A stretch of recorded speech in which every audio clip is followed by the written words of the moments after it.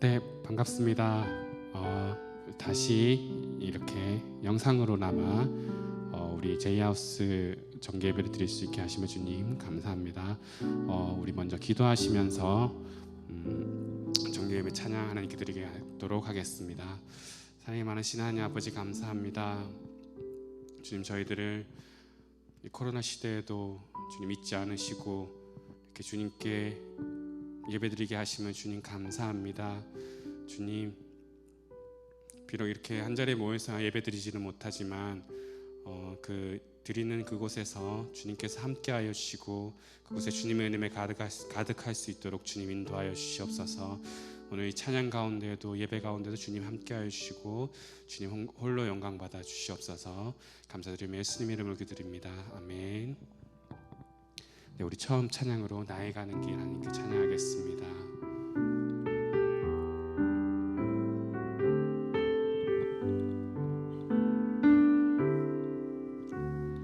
나의 가는 길 주님 인도하시네.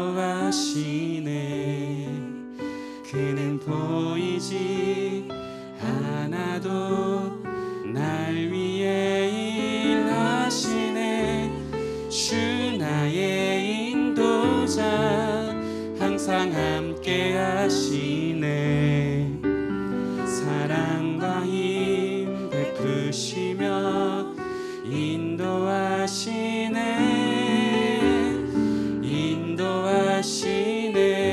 우리 다시 한 번 더 가사를 생각하시면서 나의 가는 길 주님 인도하시네. 그는 보이지 않아도 날 위해 일하시네. 주 나의 인도자 항상 함께 하시네. 사랑과 힘 베푸시며 인도하시네. 우리 다시 한 번 더 찬양할까요? 나의 가는 길 주님 인도하시네. 아멘. 그는 보이지 않아도 날 위해 일하시네. 주 나의 인도자 항상 함께 하시네. 아멘. 사랑과 힘 베푸시며 인도하시네. 우리 다시 한 번 더 찬양할까요? 나의 가는 길 주님 인도하시네. 아멘. 그는 보이지 않아도 날 위해 일하시네. 주 나의 인도자 항상 함께 하시네. 사랑과 힘 베푸시며 인도하시네. 예, 우리 마지막으로 한 번 더 찬양하겠습니다. 나의 가는 길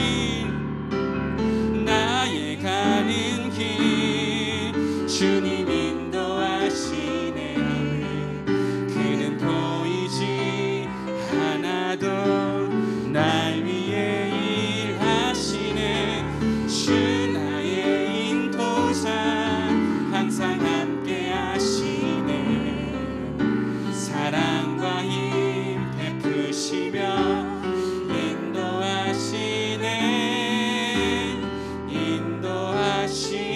인도하시네. 아멘. 우리 주님께서 우리들을 인도하여 주실 줄 믿습니다. 아멘. 우리 가능하신 분들은 가정에서 자리에서 일어나셔서 우리 박수 치면서 하나님께 찬양 드리겠습니다.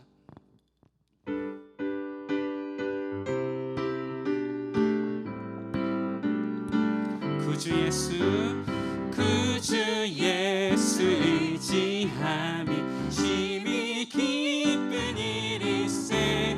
영생 허락받았으니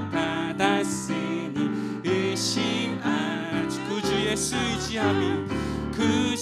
예수 의지함이 심히 기쁜 일. 영생 허락 받았으니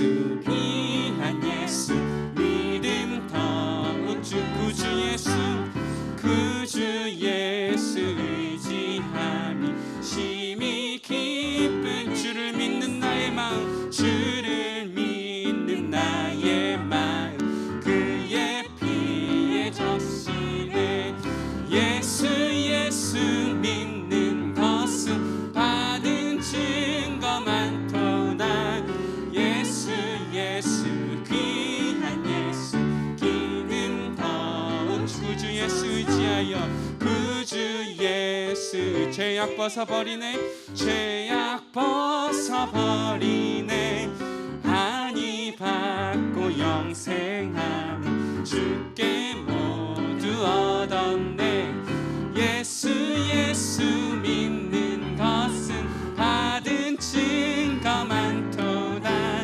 예수 예수 귀한 예수 믿음 더욱 구주 예수 구주 예수 구원함을 얻었네 구원함을 얻었네 영원 무궁지나도록 주여 함께 예수 예수 예수 예수 믿는 것은 받은 증거 많도다 예수 예수 귀한 예수 믿음 더욱 예수 예수 예수 예수 믿는 것은 받은 증거 많도다 예수 예수 귀한 예수 믿음 더욱 주 예수 예수 예수 예수 믿는 것은 받은 증거 많도다 예수 예수 귀한 예수 믿음 더욱 주소서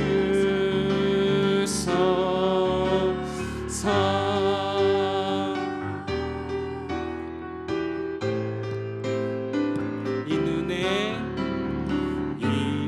아무 증거 아니 배어도 믿음만을 가지고서 늘 걸으며 이 귀에 아무 소리 아니 들려도 하나님의 약속 위에 서리 걸어가세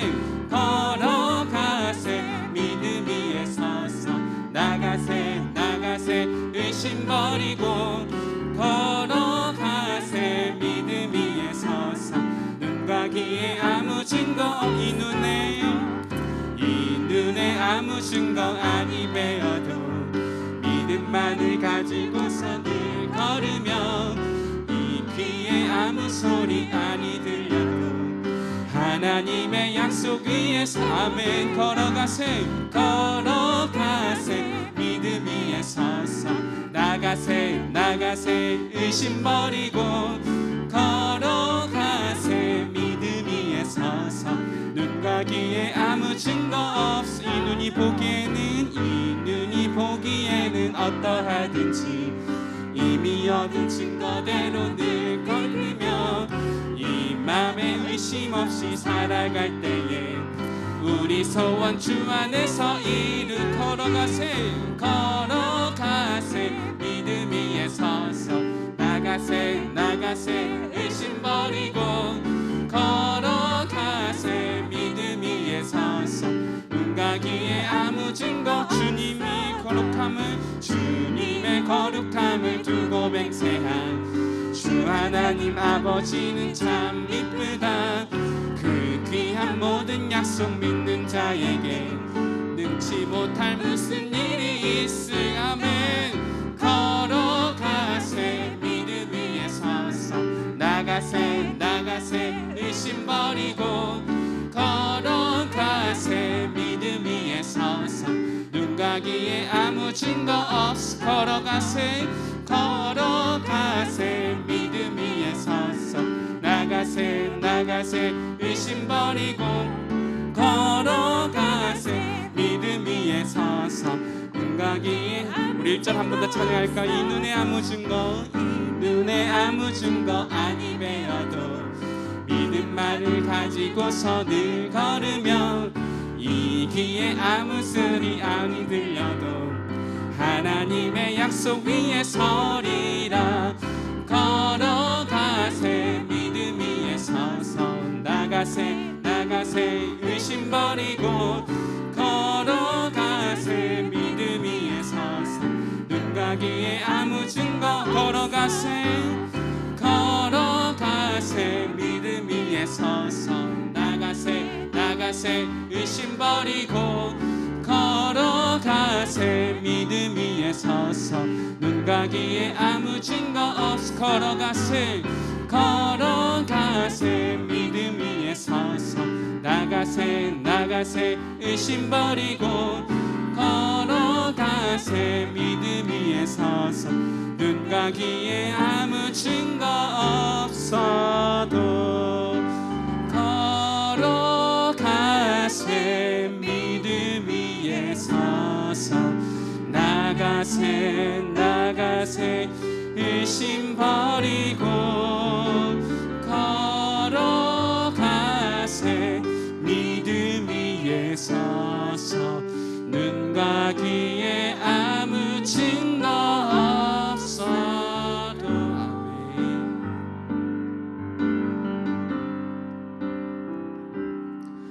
내 눈 주의 영광을 보네 우리 가운데 계신 주님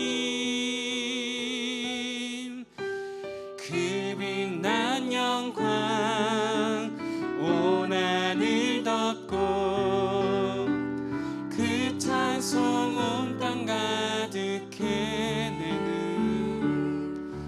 내 눈 주의 영광을 보내 찬송 가운데 서신 주님의 얼굴을 온 세상 향하네 권능의 팔을 드셨 우리 함께 찬양할 것이 주의 영광 이곳에 가득해 아멘 우리 선에 주님과 함께 찬양하며 우리는 전진하리 모든 열방 주 볼 때까지 우리 한 번 더 찬양하겠습니다 내 눈 주의 영광을 보내 우리 가운데 계신 주님 그 빛난 영광 온 하늘 덮고 그 찬송 온 땅 가득해 내 눈 주의 영광을 보내 찬송 가운데 서신 주님의 얼굴은 온 세상 향하네 권능의 팔을 드셨네 주의 영광 이곳에 가득해 아멘 우리 선에 주님과 함께 찬양하며 우리는 전진하리 모든 열방 주 볼 때까지 주의 영광 이곳에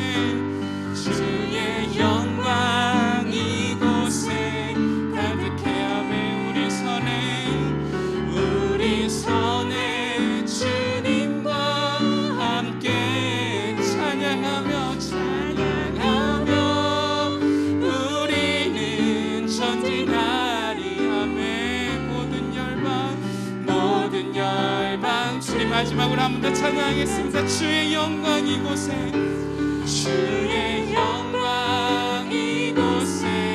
가득해 아멘 우리 선에 주님과 함께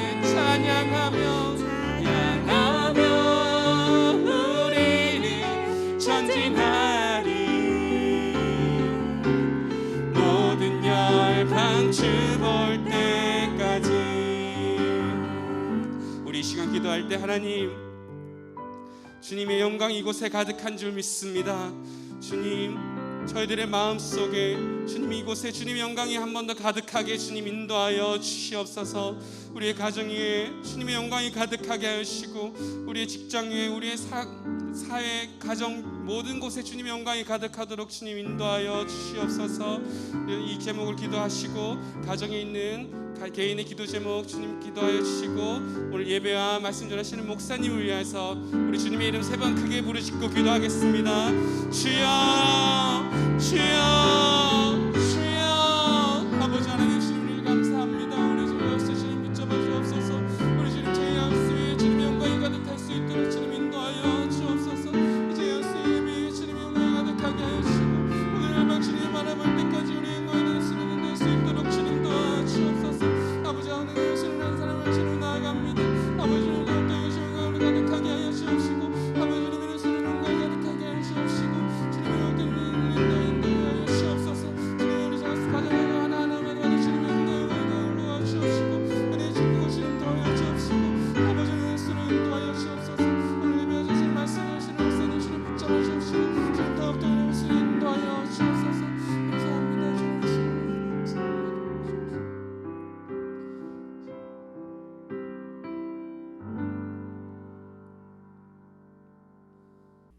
할렐루야. 사랑과 은혜가 풍성하신 하나님 아버지, 저희를 사랑하여 주시사 주님의 몸된 성전을 허락하여 주시옵고, 복된 주일 예배를 사모하며 제이하우스 9월 정기예배를 드리게 하심을 진실로 감사드립니다.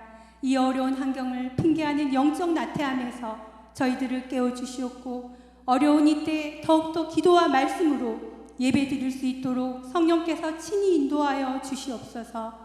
이 나라 민족 가운데 하나님의 뜻을 이룰 수 있도록 힘과 믿음을 더하여 주시옵고, 영적 회복으로 승리케 하여 주시옵소서.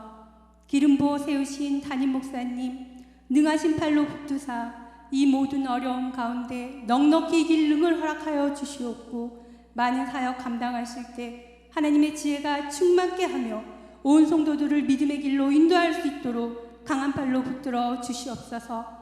원로 목사님 건강을 지키시며 비전 선교 사역에 기름 부어 주시오사 귀한 결실을 허락하여 주시옵소서. 창립 41주년 기념 음악회를 준비 중에 있습니다. 하나님의 은혜로 여기까지 왔사오니 우리의 자랑이 되지 않고 온전히 하나님의 은혜에만 감사하는 음악회가 되어 모든 영광과 감사를 하나님께 올려드리게 하옵소서.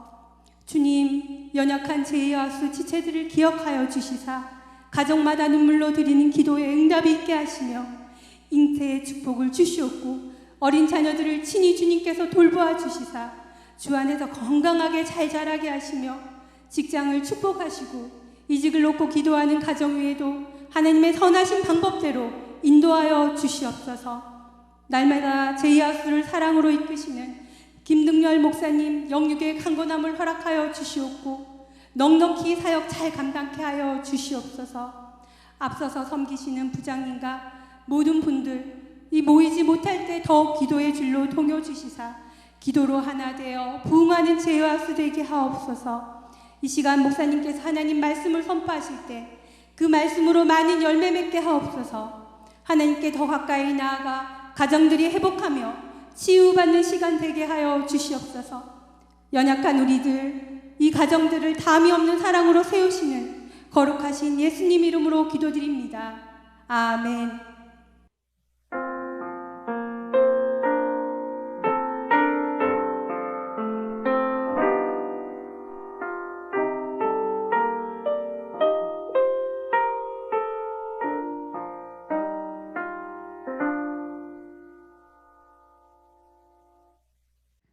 안녕하세요.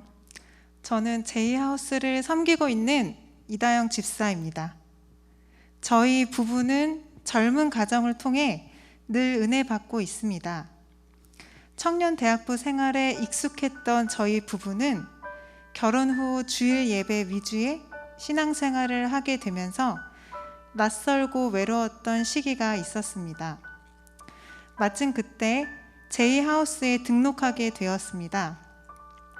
비슷한 연령과 환경을 갖고 신앙생활 하시는 많은 집사님들을 만나 교제와 예배를 드리면서 점차 교회의 소속감과 안정감을 갖게 되었습니다. 코로나로 인해 제이하우스 대면 예배가 어려워졌지만 제이하우스 플러스 채널을 통해 가정 예배를 드릴 수 있게 되었습니다. 무엇보다 김등열 목사님께서 가정 예배 교재로 골라주신 팀 켈러의 오늘을 사는 잠언 책은 저희 부부에게 매일 깊은 묵상의 기회를 선사해 주었습니다. 지난 8월쯤 저는 다니고 있는 회사의 동료와 관계 때문에 너무 힘들고 지쳐 있었습니다. 입사하고 몇 달 후에 바로 퇴사하고자 했습니다. 사직을 결정하고 주님께 기도로 주님, 저 이제 너무 힘들어서 퇴사합니다 하고 기도드렸더니 하나님께서 명확하게 내가 너를 이 회사에 보낸 이유는 회사의 모든 직원을 너가 진심으로 사랑하고 섬기라고 보낸 거다라고 응답해 주셨습니다. 이에 저는 순종하는 마음으로 지금까지 그 사명을 우선순위에 놓고 회사에 다니고 있습니다. 사명을 가지니 그에 따라 제 마음도 섬김의 기쁨으로 가득 찼으며 마치 그룹장이 그룹원을 대하듯 그들을 섬기고 사랑하며 행복하게 회사 생활을 했습니다. 절기마다 진심이 담긴 카드와 복음의 메시지를 전하면서 회사 동료들의 마음도 점차 열리기 시작했습니다. 하지만 많고 다양한 직원들 가운데 딱 한 사람이 저에게 정말 가시같이 아픈 사람이 있었습니다. 그로 인해 하나님 앞에서 좌절하고 사명을 잘 감당하지 못하는 것 같아 너무 부끄러웠습니다. 새벽마다 직원들과 대표님을 위해 열심히 기도하지만 막상 출근해 사무실에서 그분을 만나면 너무나 피하고 싶고 화가 나 있는 이중적인 저의 모습에 저의 영과 마음은 계속 지쳐가고 있었습니다. 그러던 중 제이하우스 가정 예배 때 목사님께서 정말 지극히 제게 필요했던 말씀을 주셨습니다. 그날 주제는 잠언 17장 9절에 허물을 덮어주는 자는 사랑을 구하는 자다라는 메시지였고, 크리스찬은 나에게 상처 준 사람과 나쁜 관계를 맺지 않는 선이 아닌 좋은 벗으로 지내는 것이 목적이어야 한다고 말씀해 주셨습니다.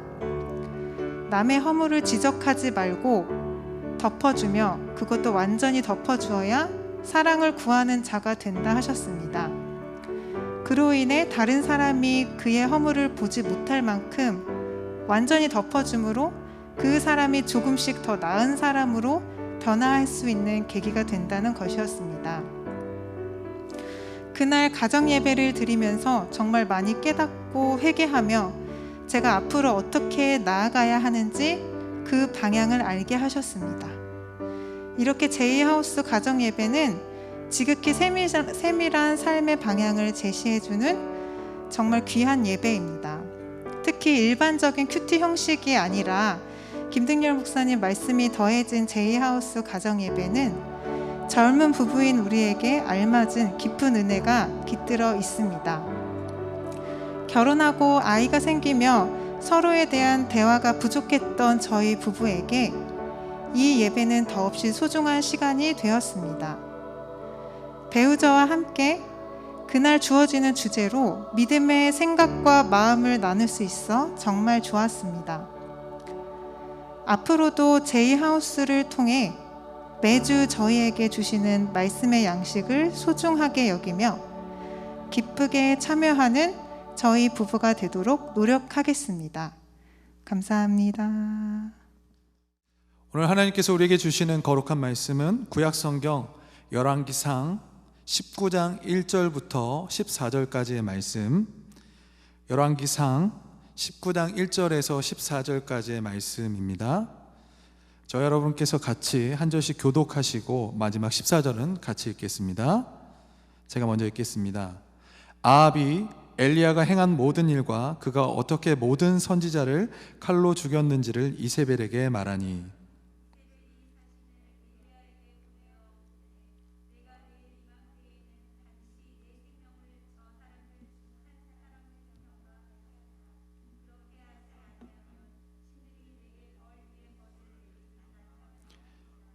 그가 이 형편을 보고 일어나 자기의 생명을 위해 도망하여 유다에 속한 브엘세바에 이르러 자기의 사환을 그곳에 머물게 하고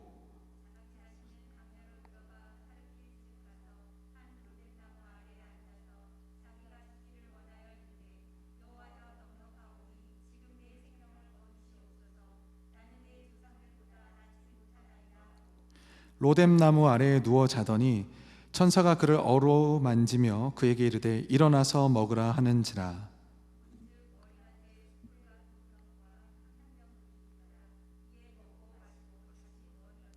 여호와의 천사가 또 다시 와서 어루만지며 이르되 일어나 먹으라 내가 갈 길을 다 가지 못할까 하노라 하는지라.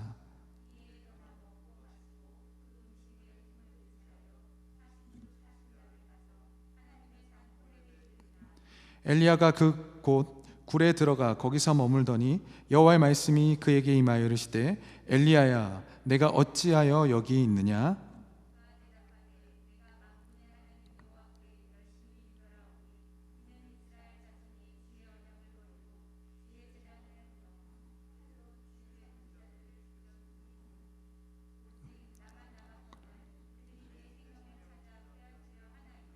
여호와께서 이르시되 너는 나가서 여호와 앞에서 산에 서라 하시더니 여호와께서 지나가시는데 여호와 앞에 크고 강한 바람이 산을 가르고 바위를 부수나 바람 가운데에 여호와께서 계시지 아니하며 바람 후에 지진이 있으나 지진 가운데에도 여호와께서 계시지 아니하며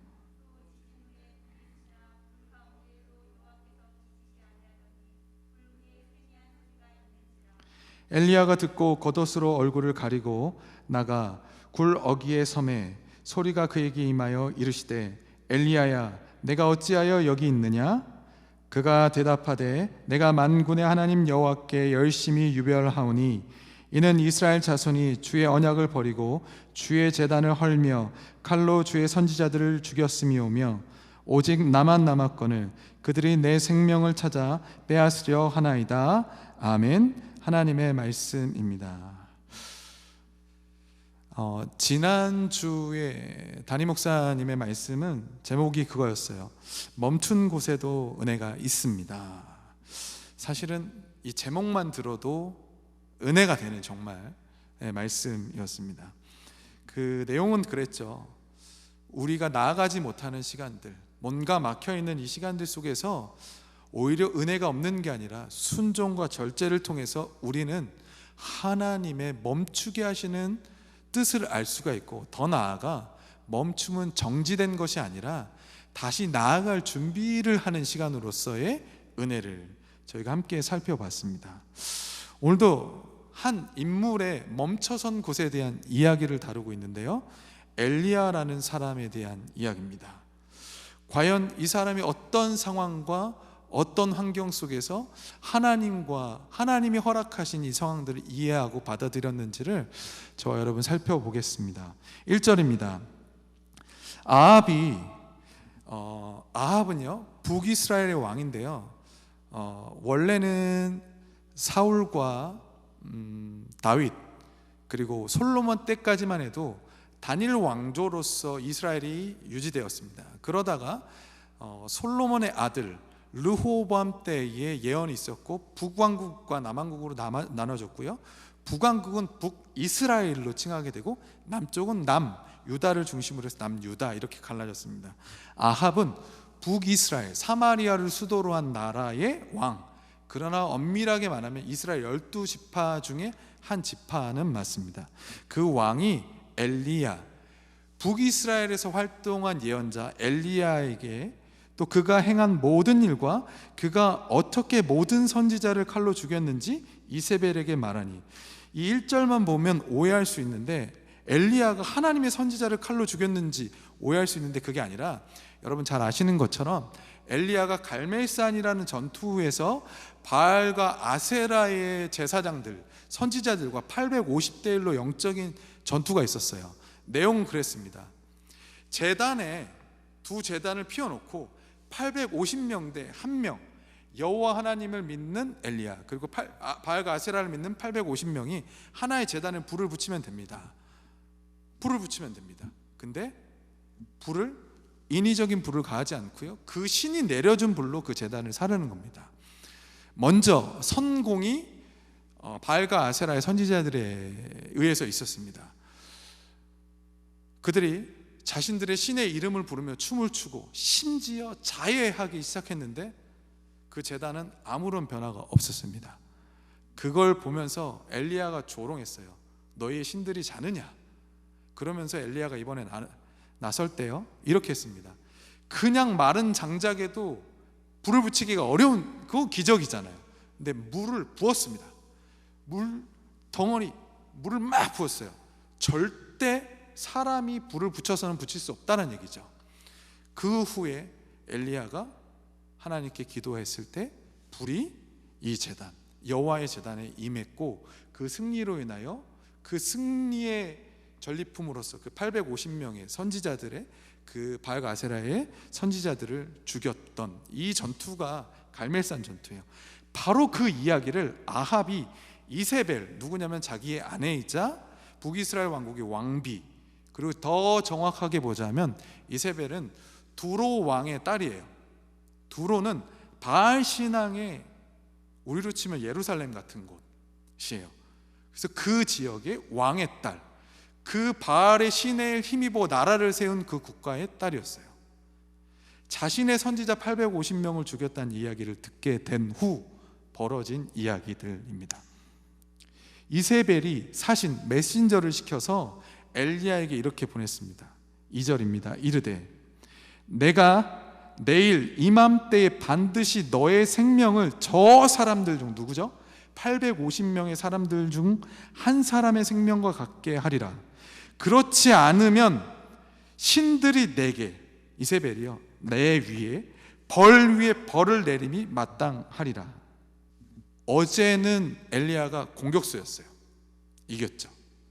근데 이 이야기가 이세벨에게 전달이 되자 수비수로 급격하게 자신의 환경이 바뀌어집니다. 그 메신저의 이야기를 통해서 이제 3절부터는 엘리야가 당연히 도망자의 길에 서게 됩니다. 그가 이 형편을 보고 엘리야가 무엇을 보기 시작했죠? 이 상황을요. 이 상황을 봤다는 얘기는 이걸 보지 않았다는 게 너무나도 중요해요. 적들이 이렇게 올 때 아까는 어떻게 이겼죠? 어저께 갈멜산 전투는 하나님을 보면서 이겼어요. 근데 오늘 이세벨의 위협 가운데 뭘 보기 시작했죠? 이 상황이요. 그랬더니 어제 850대 1로 이겼던 엘리야가 오늘 상황을 보고 도망길에 오르게 됩니다. 하나님을 보지 않을 때는 도망하게 됩니다. 옳은 일을 하고서도 쫓김을 당하는 안타까운 형편에 오르게 됩니다. 자기의 생명을 위해 도망하여 유다에 속한 브엘세바, 아까는 제가 이 엘리야가 어디 출신이라고 그랬죠? 북쪽의 이스라엘이요.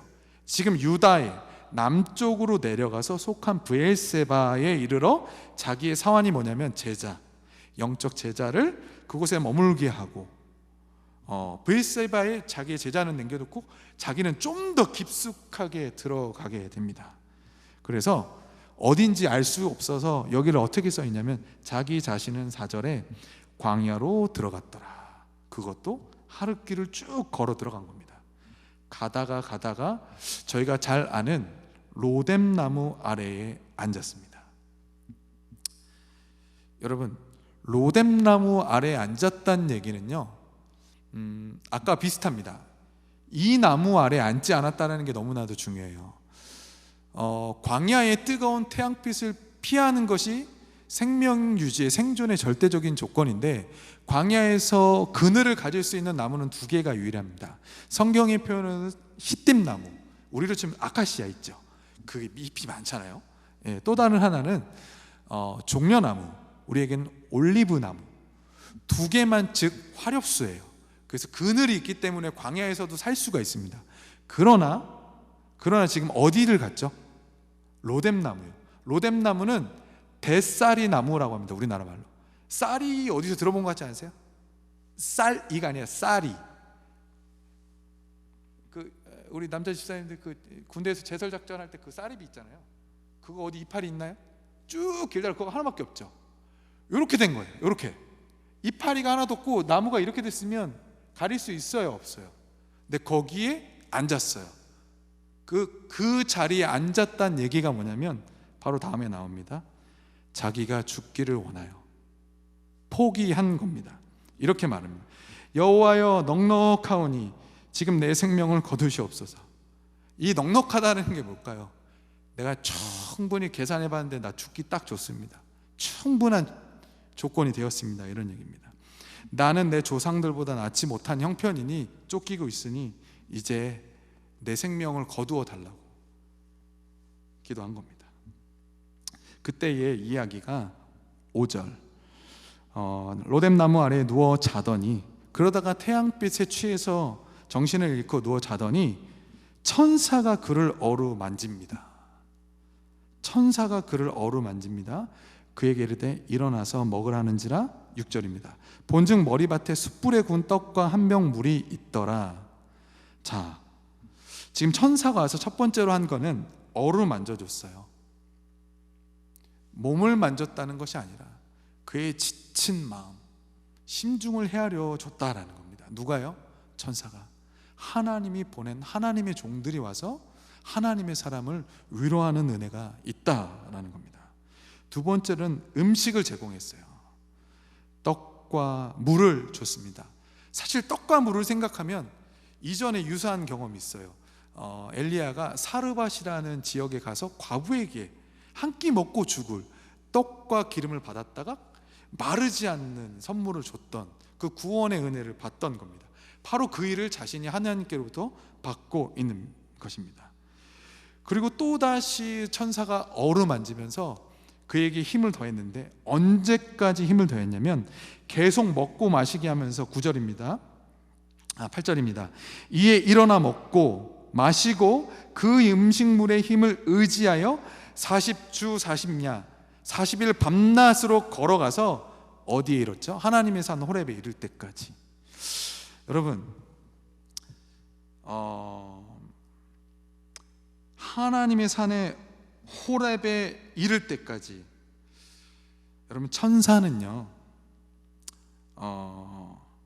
하나님의 사람들에게 있어서 가장 중요한 어떤 관계 안에서 일어나는 역동적인 능력의 세 단계를 보여주고 있는데요. 첫 번째는 어루만졌다 그랬잖아요. 가까이 하는 거죠. 지쳐있는 사람, 영적으로 무력하고 우리 목사님 표현으로 멈춰선 곳에 있는 사람들에게 어루만지는, 가까이 하는 사람들이 있습니다. 두 번째로는 음식을 제공하는, 실제적으로 그들의 필요를 채워주는 사람들이 있어요. 아주 좋은 믿음이죠. 근데 끝에 어떻게 했죠? 하나님의 산에 이르도록 하는, 제일 중요한 서포팅 하는 사람, 우리 남편이, 우리 아내가 영적으로 멈춰섰을 때 제일 중요한 거 먼저는 어루만져야겠죠. 가까이 해줘야 됩니다. 두 번째는 음식을 제공하고 에너지를 채워줘야 돼요. 근데 어디까지 가야 되죠? 하나님의 산에 이르도록, 하나님을 만나도록 하는 사람이 가장 좋은 돕는 배필인 줄 믿습니다. 우리가 이 은혜가 있어야 돼요. 지금 엘리야의 이 사건 속에서 하나님은 이 두 사람을, 두 존재를 되게 비교하고 계세요. 엘리야가 사신을 만났을 때는 어떡하죠? 도망길에 오르고 죽음으로 가는 길에 들어서지만, 엘리야가 천사를 만나면 하나님께로 달려가는 길에 서게 되고요, 살아가는 은혜가 있다라는 겁니다. 저는 그런 생각이 들더라고요. 이 땅의 목회자들이 이 역할들 중에서 후자 천사의 역할들을 참 잘 감당하면 좋겠다. 근데 가정에서는요, 여러분 우리 모두가 다 천사가 될 수 있고, 심하게 말하면 다 사신이 될 수도 있어요. 여러분은 여러분의 배우자에게 천사입니까? 아니면 사신입니까? 여러분의 배우자에게 가까이 해주고 어루만져주고 음식을 제공해주고 에너지를 주고 비타민을 챙겨주고 주물러주고 마사지해주고, 그것을 넘어서 은혜의 자리, 예배의 자리, 기도하는 자리로 초청하는 사람이, 그 가정이 회복의 은혜가 있을 줄 믿습니다. 그렇게 해서 멈춰섰던 엘리야가 천사의 도움을 힘입어서 하나님이 보낸 종에 의해서 하나님의 산 호렙에 서게 됩니다. 서게 됐을 때 하나님의 말씀이 그에게 임합니다. 네가 엘리야야, 네가 어찌하여 여기 있느냐? 왜 여기 있느냐? 하나님이 기대하던 엘리야는 여기 있어야 될 사람이 아니라는 거죠. 뭔가 지금 잊고 있다라는 것이고 놓치고 있다라는 것이죠. 다시 한번 처음부터 돌이켜보면 그가 왜 이 자리에 서게 됐습니까? 사신이 전한 소식을 듣고 그 무엇을 봤다라고 했죠? 제가 이 형편이요. 엘리야가 그때 갈멜산에서처럼 하늘을 보고 하나님을 봤다라면 작은 구름 하나만 봐도 하나님의 임재를 느낄 수 있었을 겁니다. 그런데 상황을 보고 형편을 보면 잃어버리게 되고 도망하게 됩니다. 여기 어찌하여 네가 있느냐? 여러분, 상황을 보면 도망치게 됩니다. 피하게 되고요, 어려움 속에 두려움을 갖게 됩니다. 하나님을 보라고 하나님께서 말씀하시는 줄 믿습니다. 이 질문 속에서 되게 특별한 대답을 합니다. 엘리야가 너 왜 여기 있어? 하나님 물을 때 내가 만군의 여호와 하나님께 열심히 유별하오니. 이게 여러분, 이게 열심이라는 게 사실 부부 관계에서 일어나는 질투라고 해요. 내 배우자가 누구에게 너무 친절해, 나한테 안 해줬던 뭔가를 보여주고 있어요. 그 시기 다 막 질투가 일어나겠죠. 바로 그 열심이라고 합니다. 그거를 시기심이 유별하다, 대단하다는 거죠. 뭐 때문이죠?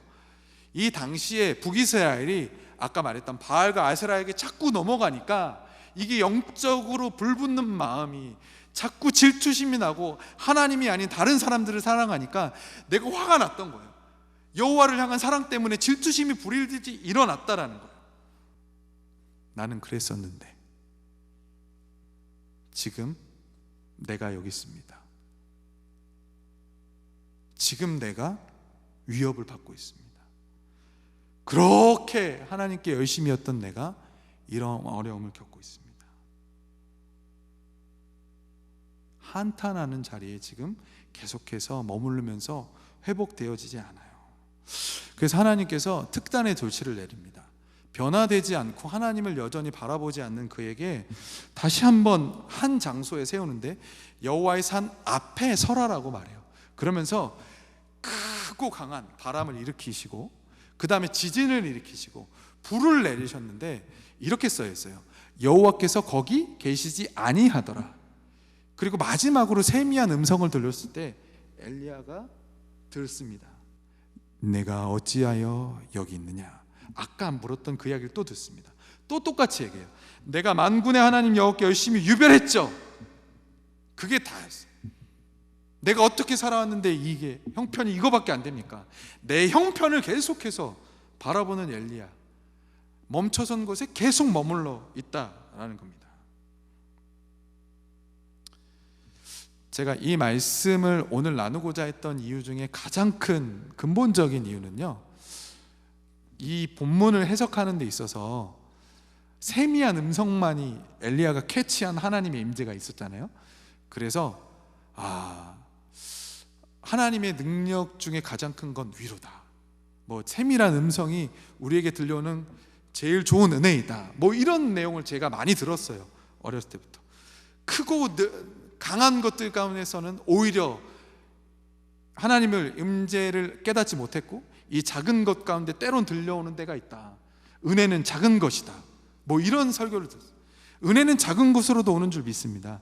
근데 문제는 제가 오늘 여러분과 나누고 싶은 건 세미한 음성만이 은혜이냐 이것입니다. 세미한 음성만이 우리가 하나님의 말씀을 깨달은 건 맞아요. 그런데 세미한 음성만이 하나님의 은혜였는가 묻는다면 여러분 처음부터 다시 생각하셔야 돼요. 무슨 말이냐면, 하나님이 왜 이세벨을 통해서 사신을 보내서 그에게 이 메시지를 전하도록 했을까요? 이세벨이, 여러분 이 생각을 한 번만 해보세요. 이세벨이 그냥 군대를 보냈으면 끝났습니다. 경고 안 줬어도 돼요. 그렇죠? 두 번째, 로뎀 나무 밑에서 쓰러져 있죠. 쓰러져 있을 때 천사가 오게 됩니다. 그건 은혜가 아닌가요? 큰 바람을 일으켰습니다. 그건 하나님의 임재가 아닌가요? 지진은요, 불은요, 꼭 세미한 음성만 그렇습니까?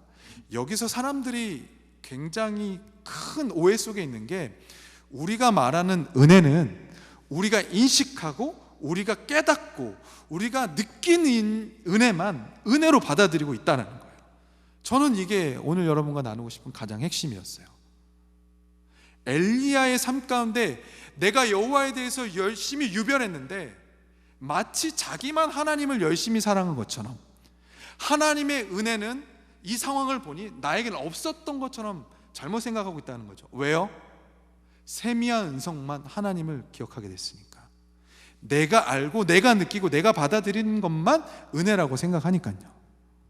그러나 성경은 모든 일이 하나님의 은혜 아래 있다고 말하는 줄 믿습니다. 바로 그거예요. 하나님을 믿는 사람은 사신을 보내줘도 하나님이 피할 길을 주는구나, 은혜로 믿습니다. 하나님이 로뎀나무 가시 같은 쌀입이 아무것도 없는 것 같지만 그것만 허락해줘도 감사합니다. 천사를 보내 어루만져주면 이게 은혜구나, 내게 음식을 주면 더할 날이 없는 은혜구나, 이렇게 받아들이는 게 진짜 은혜에 대한 큰 틀입니다. 성경은 우리가 인식하는 범위 안에서의 은혜가 아니라 하나님이 우리에게 행한 모든 것을 은혜라고 말합니다. 때론 그것이 당신의 백성들을 향한 질타일지라도 그건 은혜인 줄 믿습니다. 하나님이 우리를 사랑하기 때문에 좋은 길로 인도하시기 위해서 매를 대시죠. 잠언서 13장 23장에 보면은 공통적으로 말합니다. 사랑하지 않으면, 매를 대지 않으면 사생자요 친아들이 아니라고 말을 합니다. 그만큼 하나님은 우리가 참된 진리의 길로, 올바른 길로 인도하시며 우리가 받아들이는 방법이 아니라 하나님의 모든 것이 우리를 위한 은혜의 방법으로 주어진다라는 겁니다. 바울의 삶을 묵상해 봤습니다. 바울이 어디 가서나 자주 하는 얘기 중에 3개의 표현이 있는데요. 나는 원래 비방자고 박해자고 폭력자였습니다. 그렇죠. 스데반 집사님을 죽이는 그 현장에 종교 재판자로 있었어요. 반복해서 계속해서 고백하는 건 그 죄가 얼마나 큰지를 말하는 게 아니라요, 하나님께서 내가 어떤 사람이었는데 지금 어떤 자리로 옮겨주셔서 어떤 은혜를 반지셨고 주셨고 어떤 처지에서 건지셨는지 그 은혜를 말하는 습관이 있었다라는 겁니다. 하나님의 은혜를 높이기 위해서 비방자요 박해자 폭력자라는 고백을 늘 해왔어요. 나의 가장 낮은 곳에서부터 하나님을 인식하고 하나님의 은혜를 깨닫고 오늘 내가 0까지만 와도 얼마나 감사한지 모르겠다. 난 마이너스도 아니고 주의 사람들을 죽이던 비방자고 박해자고 폭력자였는데 나를 살아게만 해줘 감사한데 사도로서 부르심을 받았으니 얼마나 큰 은혜인가. 그리고 심지어 이런 표현도 했어요. 죄가 더한 곳에 은혜가 더하니라. 자기 얘기예요. 남들이 밥을 먹는데 나 같은 사람이 밥을 먹으니 감사합니다. 그러니 바울의 고백하는 하나님은 은혜의 하나님이었습니다. 고린도 전서 15장 10절에 보면 그러나 내가 나 된 것, 고린도 교회를 개척하고 아볼로에게 맡기고 2차 전도여행을 가서 멀리 떨어져 있는 고린도에게 편지를 쓰며 서신을 적으며 말합니다. 내가 나 된 것, 오늘까지 내가 나 된 것은 하나님의 은혜로 된 것입니다. 분명히 하나님은 내가 비방자고 박해자고 폭행자였던 것을 아시지만 그 순간에도 하나님은 끊임없이 내게 은혜를 베푸셨습니다. 내게 주신 그의 은혜가 헛되지 아니하여 내가 모든 사도보다 더 많이 수고하였으나 내가 한 것이 아니요 오직 나와 함께 하신 하나님의 은혜로다. 바울은 그런 마음에서 사역한 거예요. 내가 사역할 수 있는 것도, 나 같은 가장 작은 자를 쓰시는 것만 해도 다른 사람에 비해서 난 부족하다라는 거예요. 그것도 은혜다라고 말하는 거, 그것이 은혜를 인식하는 낮음으로부터 시작되는 크고 넓은 방법인 줄 믿습니다.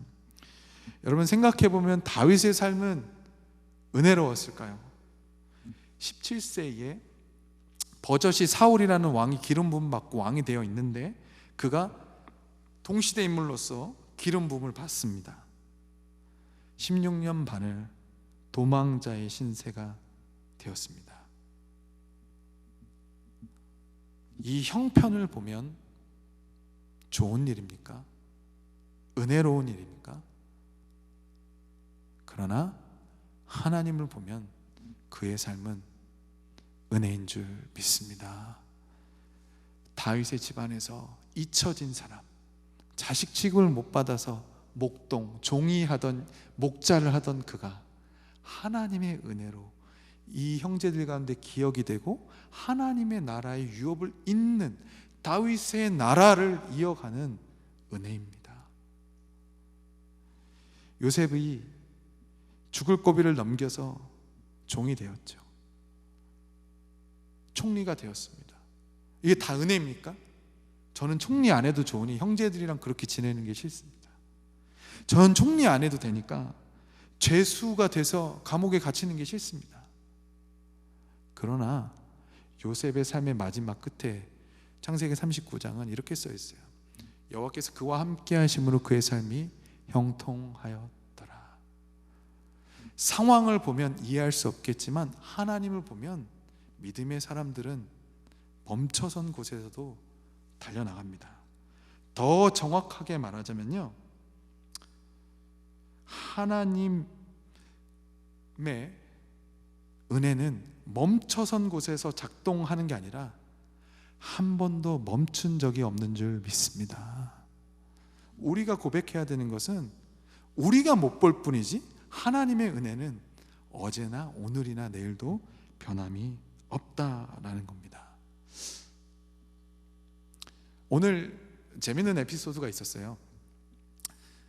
이게 방송으로 나가야 되는지는 모르겠지만 방금 전에 그 교육자 전체 문자가 왔습니다. 뭐냐면 목사님께서 추석을 앞두고 퇴근을 하라고요. 3시 반에 문자가 왔습니다. 그 전까지 말씀 준비하면서 굉장히 좋았던 제가 갑자기 막 불만이 솟구치는 거예요. 난 4시부터 녹화인데 뭐야 도대체. 그리고 5시에 또 제가 결혼자 면담이 있거든요. 그래서 막 순간 뭐야 왜 좋은 일을 좋게 못 봤더라고요. 뭐 때문에 그럴까요? 제가 생각하는 좋은 건요, 제가 쉬는 거예요. 그렇죠? 제가 인식하는 은혜는요, 제가 유익을 누리는 거더라고요. 왜 이런 마음을 가질까? 곰곰이 생각했을 때 뭐가 진짜 은혜일까? 남들 쉴 때 말씀 나눌 수 있는 게 은혜인 줄 믿습니다. 남들 가족으로 돌아갈 수 있을 때 저 한 가정 세워서 면담하고 기도해주고 축복해줄 수 있는 자리를 갖는 게 진짜 축복인 줄 믿습니다. 그래서 그 생각을 먹고 났더니 감사하더라고요. 은혜가 되더라고요. 역시나 그렇더라고요. 제가 말하는 은혜는 제가 인식하고 제가 좋은 것이라고 받아들이는 그 안에서만 은혜로 받아들이는 함정이 있더라고요. 여러분, 은혜는 우리의 삶에 항상 있습니다.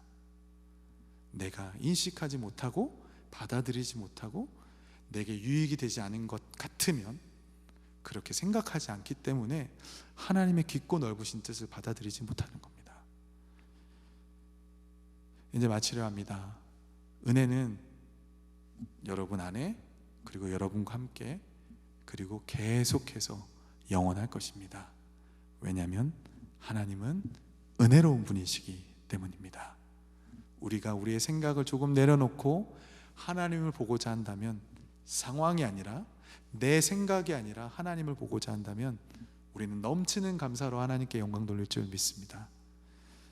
엘리야가 상황을 봤을 땐 죽고자 했지만 우린 지금 이 모든 말씀 속에서 봤을 때 사신으로 살려주셨구나. 피할 길을 열어주셨구나.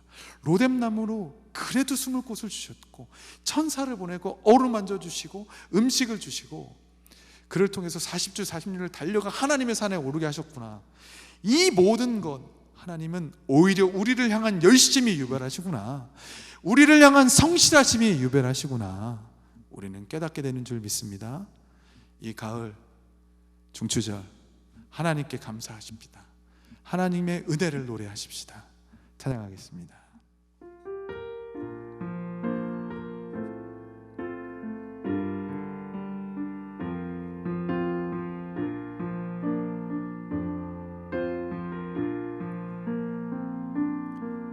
내가 누려왔던 모든 것들이, 내가 지나왔던 모든 시간이,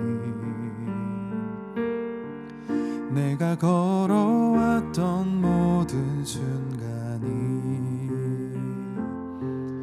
당연한 것 아니라 은혜였소. 아침 해가 뜨고 저녁에 노을, 봄의 꽃향기와 가을의 열매, 변하는 계절의 모든 순간이 당연한 것 아니라 은혜였소. 모든 것이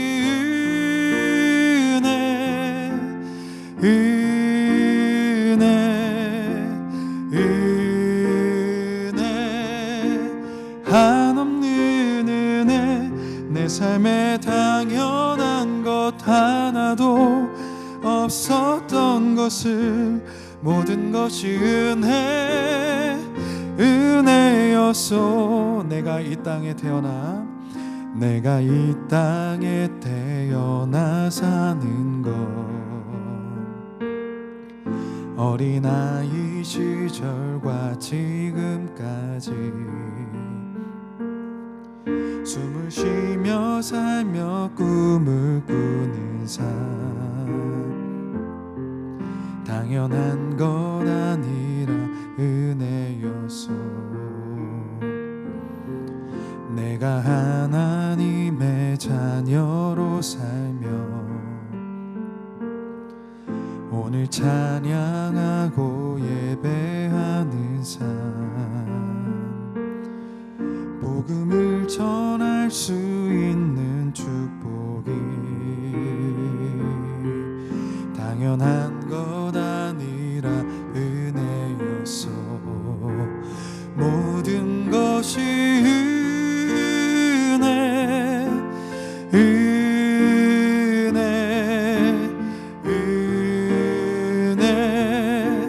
한없는 은혜, 내 삶에 당연한 것 하나도 없었던 것을, 모든 것이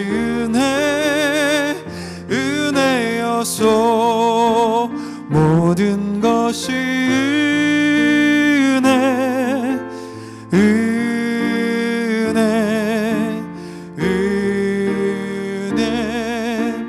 한없는 은혜, 내 삶에 당연한 것 하나도 없었던 것을, 모든 것이 은혜였소. 여러분, 이 시간 하나님을 보시길 소망하고 축복합니다. 엘리야가 형편을 봤을 때 어저께 갈멜산에서 이겼던 것들은 잊어버렸어요.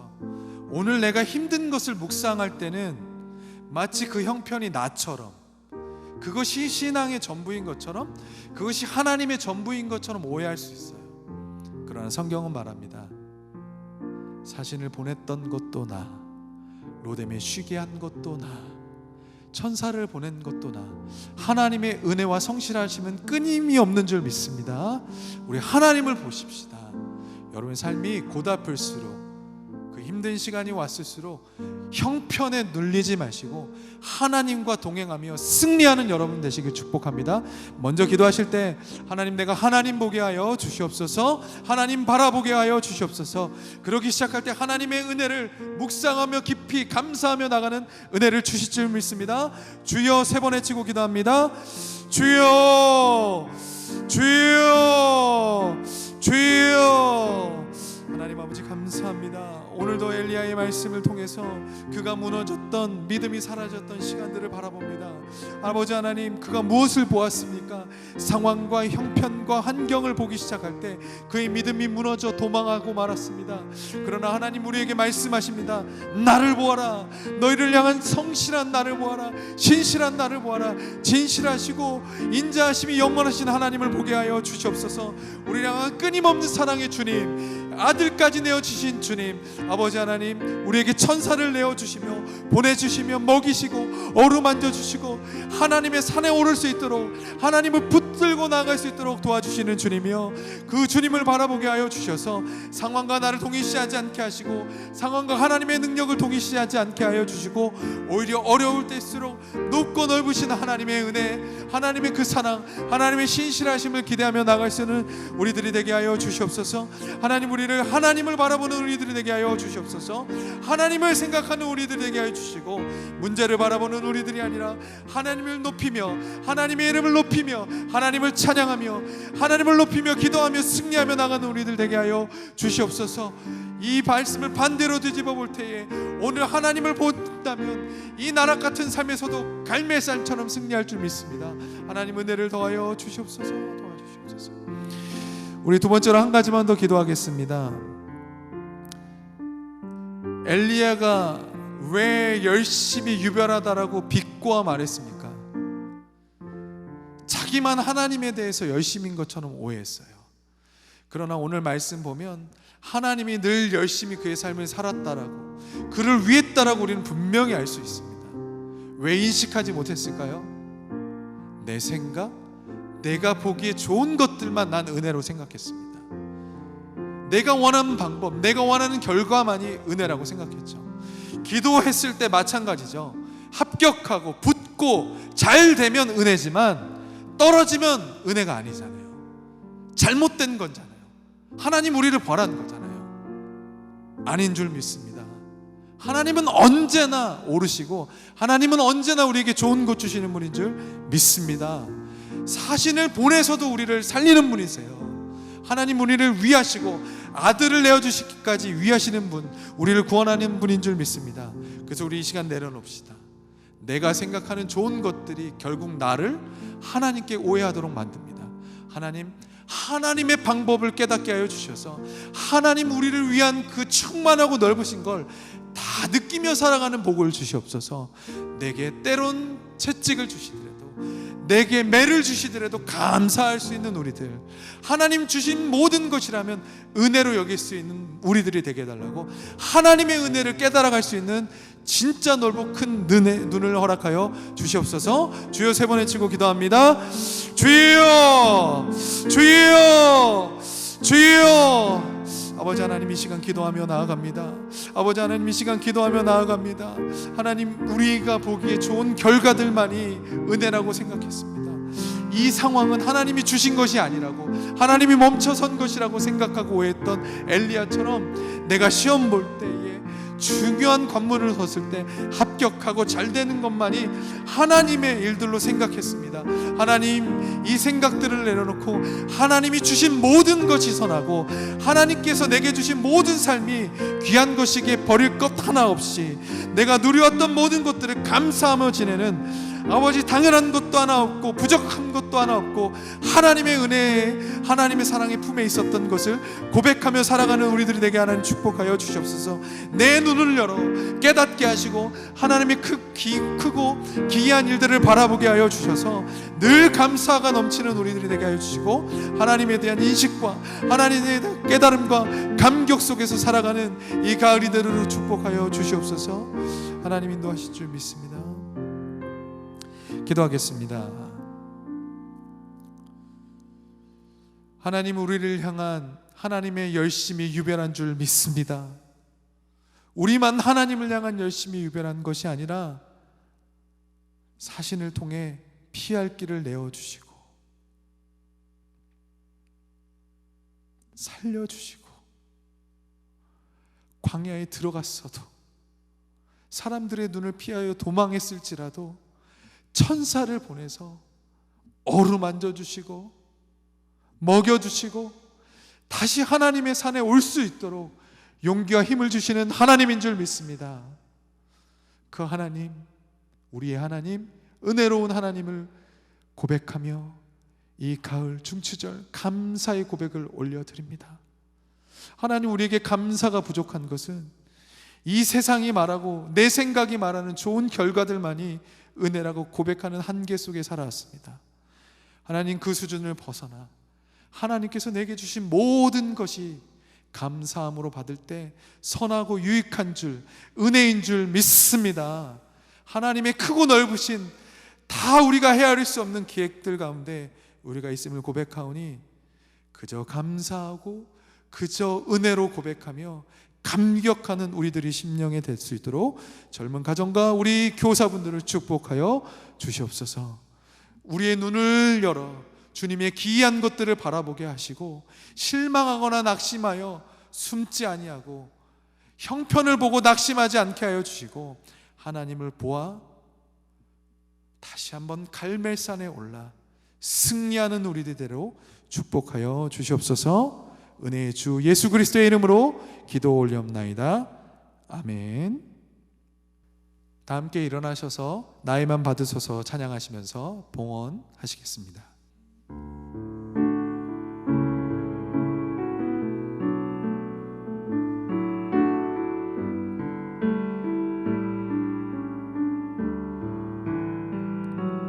나의 맘 받으소서. 오셔서 주님의 처소 삼으소서. 나의 전부이신 주여 내 맘을 받아주소서. 오 나의 맘을 주님께 열었으니 주여 내게 오셔서 내 맘에 거하여 주옵소서. 주가 기뻐하는 주의 성전 되게 하소서. 나의 맘 받으소서. 오셔서 주님의 처소 삼으소서. 나의 전부이신 주여 내 맘을 받아주소서. 기도하겠습니다. 하나님 사랑하는 젊은 가정의 모든 집사님들, 또 이들을 위하여 수고하시는 교사분들 함께 모여 예배합니다. 예배에 큰 은혜를 내려주셔서 감사드립니다. 은혜에 대한 감격을 잃었던 우리들에게 다시 한번 고백하며 모든 시간을 하나님께 영광 돌리라 말씀하시는 줄 믿사오니 은혜에 대한 고백의 부흥을 허락하여 주시옵소서. 하나님, 이 시간 드릴 것이 있어 감사하며 빈손이 아닌 작은 것이나 하나님께 드릴 수 있어 다시 한번 감격하며 은혜로 올려드립니다. 이 예물이 쓰이는 곳마다 멈춰선 자들이 다시 한번 떡을 먹게 하여 주시옵고 어루만져 주시옵고 하나님의 산에 오를 수 있는 그 귀한 영적 에너지에 쓰이게 하여 주시옵소서. 교회를 살리고 성도들을 살리는 곳에 이 귀한 예물을 사용하여 주시옵소서.